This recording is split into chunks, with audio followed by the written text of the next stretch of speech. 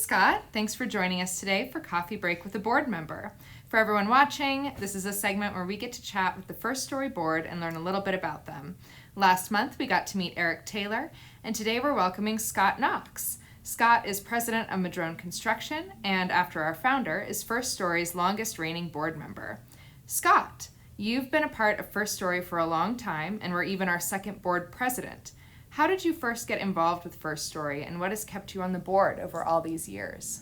Yeah, so I used to work closely with Dennis Murphy, and he introduced me to First Story, so about 16 years ago, I think. And after getting introduced to it, I was super passionate about the cause, what First Story was doing, the impact they were making in the community, and was asked to join the board by Hayden. That was, I think, again, 16 years ago, and it's just been an amazing run. I sort of joke with Claire and the board that they're going to kick me off. I'm definitely not going to surrender my position. It's been such a wonderful journey. It's been great to see the growth. We started with, I think when I joined the board, we maybe had 1 or 2 homes that we dedicated, and we're getting ready to do 100 next year. That's a pretty crazy number.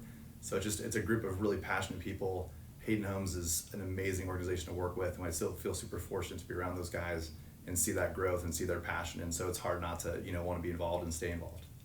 Awesome.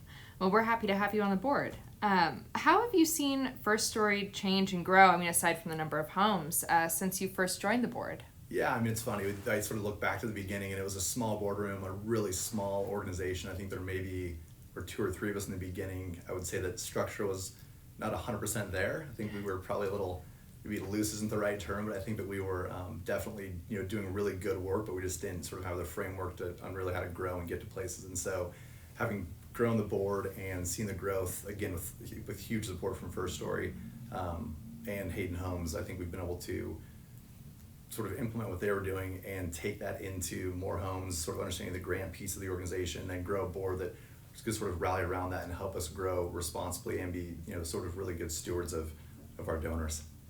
Wow. Well, how has being a home builder working in construction shaped your view of affordable housing? Yeah, I sort of operate on the opposite end of the spectrum. So we do really high-end custom homes, and you see there's just massive need for affordable housing, and a lot of people who, maybe our subs, our suppliers, people we run across all the time that, maybe don't think they can own a home or have never thought about owning a home. And so it's really sort of getting connected to those people in the trades on a sort of day-to-day basis and understanding what that need really looks like.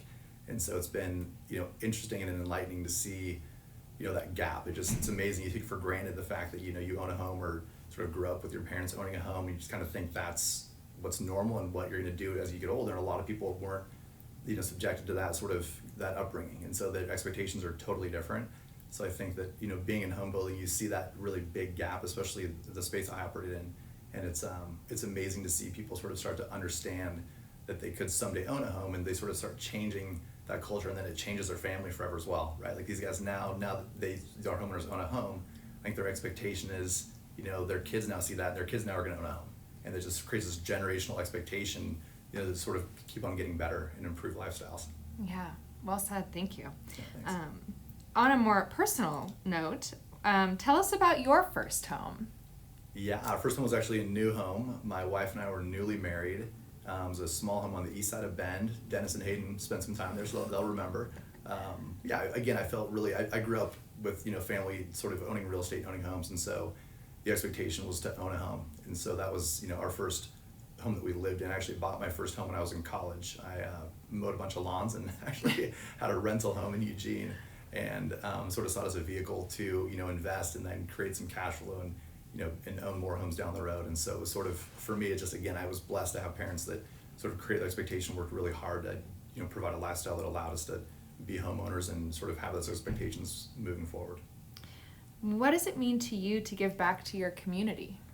I feel super blessed. I think at the end of the day, Hayden and Dennis have done a wonderful job of sort of instilling this abundance mentality into me, and sort of more for me is more for everybody, and understanding that we are very blessed and we're so fortunate. To not give back, I think, would be a huge miss. I think it's almost an obligation, but it's an obligation that you're really happy to have.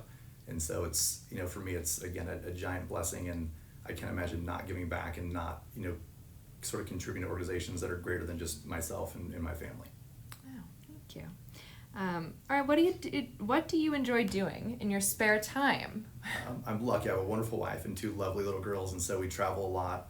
doing a lot of soccer right now. I'm coaching 2 different teams, so we spend a lot of time on the soccer field and a lot of time with the girls, which is just, it's the best. And I think that, again, I feel blessed to be able to have the opportunity to be able to spend a bunch of time with my family and travel and, have that sort of windshield time with the girls and have the time at the soccer field and see them grow and sort of mature into these young women is, it's bizarre, but it's awesome.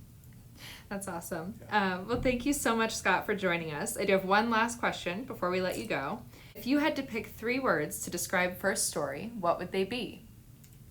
So probably abundant, passionate, and efficient. I love those. Yeah. Thank you. Those are good words. Thanks, Kiski.